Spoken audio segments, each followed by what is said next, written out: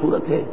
5 مرتبہ یا ایھا الذین آمنوا یا ایھا الذین آمنوا یا ایھا الذین آمنوا، لیکن یہ آیت جو ہے یہ آیت نمبر 13 ہے، اس میں خطاب ہے، یہ واحد آیت ہے یا ایھا الناس، اس لیے کہ یہاں وہ بات بیان کی گئی ہے کہ جو اسلام اور کفر یا اسلام اور غیر اسلام کے مابین بھی مشترک ہے، کوئی مسلمان ہو یا غیر مسلم، مومن ہو یا کافر، ان سب کے مابین بھی یہ قدر مشترک ہے کہ یا ایھا الناس انا خلقناکم من ذکر و انثی، اے لوگو ہم نے تمہیں پیدا کیا ایک مرد اور ایک عورت سے، یعنی 2 وحدتیں مشترک ہیں، وحدت الہ یا وحدت خالق، کہ تمام انسانوں کا پیدا کرنے والا ایک ہی خالق، ایک ہی رب، ایک ہی اللہ ہے، وحدت الہ یا وحدت خالق، اور دوسرے وحدت آدم، یا ایھا الناس انا خلقناکم من ذکر و انثی وجعلناکم شعوبا وقبائل لتعارفوا، اور ہم نے تمہیں قوموں اور قبیلوں میں تقسیم کر دیا ہے تاکہ ایک دوسرے کو پہچان سکو، یہ پہچان کا ذریعہ ہے، سب کی رنگت ایک سی ہوتی، سب کے خد و خال ناک نقشہ ایک سا ہوتا، سب ایک ہی بولی بولتے ہوتے، تو معلوم ہوا کہ پھر انسانوں کے اندر پہچان نہ ہوتی، ناممکن ہو جاتا، تو اللہ تعالیٰ نے یہ ڈفرینسیشن کی ہے، یہ فرق و تفاوت پیدا کیا ہے تاکہ تم پہچان سکو۔ اس سے زائد اگر اس چیز کا کوئی اور نتیجہ نکالا جائے کہ فلاں رنگت والا اعلیٰ ہے اور فلاں والا گھٹیا ہے، فلاں نسل سے تعلق رکھنے والا جو ہے وہ اونچا ہے اور فلاں نسل سے تعلق رکھنے والا نیچا ہے، تو یہ در حقیقت سب سے بڑا ظلم ہے کہ جو گویا کہ انسان پر اس کی پیدائش سے ہو رہا ہے۔ اس کے بعد فرمایا گیا ان اکرمکم عند اللہ اتقاکم، شرافت، عزت کی بنیاد اللہ کے نزدیک صرف تقویٰ ہے، جو اس سے جتنا تقویٰ رکھتا ہے، جس کے دل میں جتنا اللہ کی تعظیم ہے، اللہ کی عظمت ہے، اور عظمت خداوندی کے ادراک و شعور کے ساتھ وہ اس کے احکام پر عمل پیرا ہوتا ہے، جن چیزوں سے اس نے روک دیا ہے ان سے رک جاتا ہے، اتنا ہی وہ اللہ کے نزدیک جو ہے وہ صاحب عزت ہے۔ تو در حقیقت شرافت کا اور عزت کا معیار رنگ نہیں، نسل نہیں، زبان نہیں، پیشہ نہیں، جنس نہیں، یہ جو الفاظ یہاں لکھے ہوئے ان میں سے ایک ایک کو سمجھیے، نسل، رنگ، زبان، پیشہ اور جنس، 5 چیزوں میں، اس میں یہ بات بھی نوٹ کیجئے کہ پیشہ، ظاہر بات ہے کہ کوئی شخص بیٹھا ہوا جوتی گانٹھ رہا ہے تو یہ بھی اس کا ایک کسب ہے، الکاسب حبیب اللہ، کسب کرنے والا اللہ کا دوست ہے، اللہ کا محبوب ہے،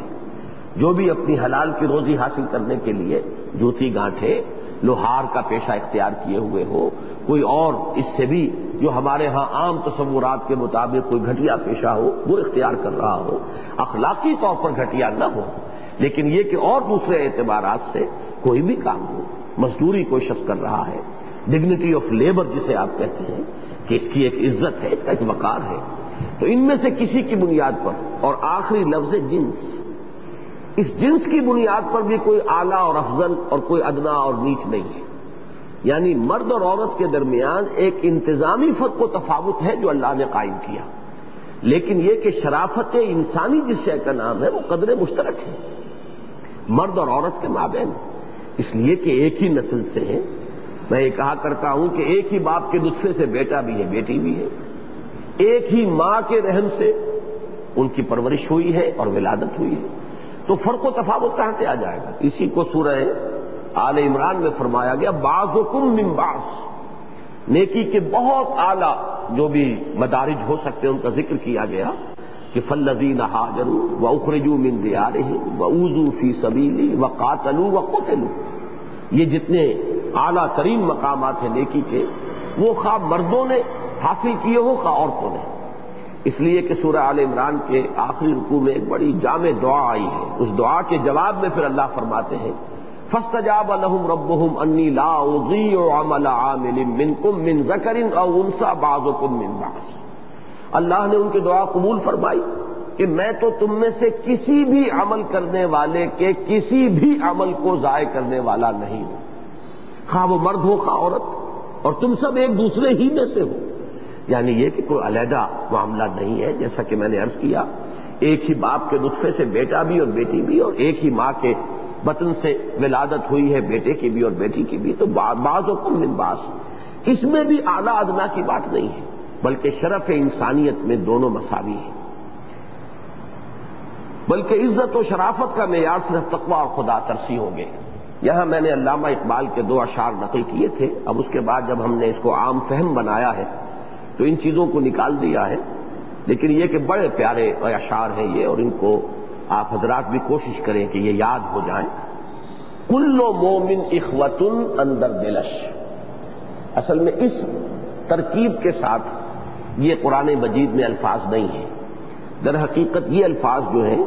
یہ ایک طرح کی ترجمانی ہے سورہ حجرات ہی کی ایک آیت کی، انما المومنون اخوۃ، تمام مومن آپس میں بھائی بھائی ہیں۔ اس کو در حقیقت ضرورت شعری کے تحت علامہ اقبال نے اس طور سے ادا کیا ہے، کل مومن اخوۃ اندر دلش، یعنی بندہ مومن کے دل میں یہ بات ثبت ہوتی ہے کہ تمام مومن آپس میں بھائی بھائی ہیں۔ حریت سرمایہ آب و گلش، آزادی جو ہے وہ اس پانی اور مٹی کے خمیر میں موجود ہے کہ جس سے اس کا وجود جو ہے وہ بنا ہے۔ آب و گل ہم کہتے ہیں پانی اور مٹی ہی سے پھر حیولہ بنا اور انسان کی تعمیر ہوئی۔ تو مومن کی شخصیت جس خمیر سے اٹھی ہے اس خمیر کا جز ہے حریت، آزادی۔ یہ در حقیقت اس سماجی سطح کی بات نہیں ہے، یہ اگلا جو ہے معاشی یا سیاسی نظام اس میں گفتگو ہوگی، لیکن بات صحیح ہے کہ اسلام جو تعلیم دیتا ہے وہ یہ ہے کہ انسانوں کے مابین نہ کوئی حاکم ہے نہ محکوم، تمیز بندہ و آقا فساد آدمیت ہے، حاکم مطلق صرف اللہ اور تمام انسان محکوم ہے، عبد ہے، اس اعتبار سے تمام آپس میں برابر ہیں۔ بڑی پیاری حدیث ہے حضور کی، کونوا عباد اللہ اخوانا، تم سب اللہ کے بندے بن کر آپس میں بھائی بھائی ہو جاؤ۔ انسانوں میں کوئی فرق و تفاوت نہیں ہونا چاہیے، تمیز بندہ و آقا فساد آدمیت ہے۔ بہرحال اس کا تعلق جو ہے وہ سیاسی عدل اور سیاسی قسط کے نظام سے ہے، لیکن پہلا مصرع کل مومن اخوۃ اندر دلش، حریت سرمایہ آب و گلش، ناشکیب امتیازات آمدہ، ناشکیب کہتے ہیں بے صبرہ، یہ امتیازات کے بارے میں تو انتہائی بے صبرہ ہے، گوارا نہیں کر سکتا، برداشت نہیں کر سکتا۔ اگر کوئی شخص واقعتاً مومن ہے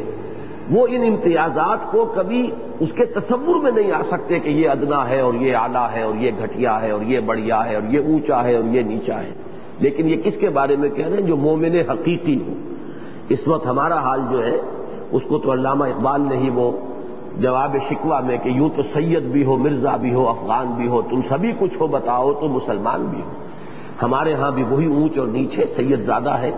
تو چاہے اس کا کردار کتنا ہی پست ہو، زانی شرابی ہو، لیکن یہ کہ جھک کر اس کے گھٹنے کو ہاتھ لگا کر ملیں گے، اور اگر بیچارہ کوئی مصلی ہے تو اس کی کوئی عزت نہیں آپ کے ہاں، وہ چودھری کے برابر چارپائی پر بیٹھ بھی نہیں سکتا۔ تو معلوم یہ ہوا کہ ہمارے ذہنوں کے اندر وہی جو ہندوانہ تہذیب، ہندوانہ پس منظر ہے ہمارا، جس میں کہ وہ برہمن اور پھر اس کے بعد جو ہے وہ راجپوت یا زمیندار، اور اس کے بعد پھر وہ کاروبار کرنے والے ویش، اور پھر وہ شودر کی جو ایک تقسیم ہے ان کے درمیان، وہ تقسیم ہمارے ذہنوں میں ابھی جو کی تو برقرار ہے۔ تو علامہ اقبال کہہ رہے ہیں کہ بندہ مومن تو ان چیزوں پر،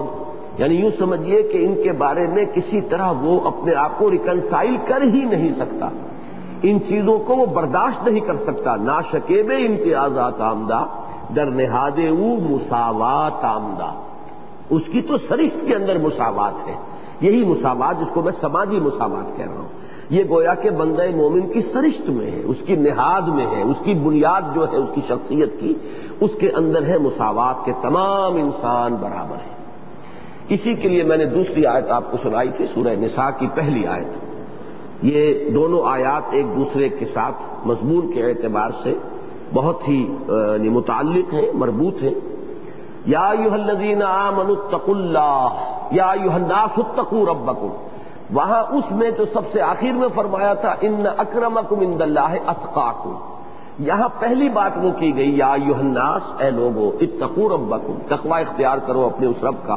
الذی خلقکم من نفس واحدۃ وخلق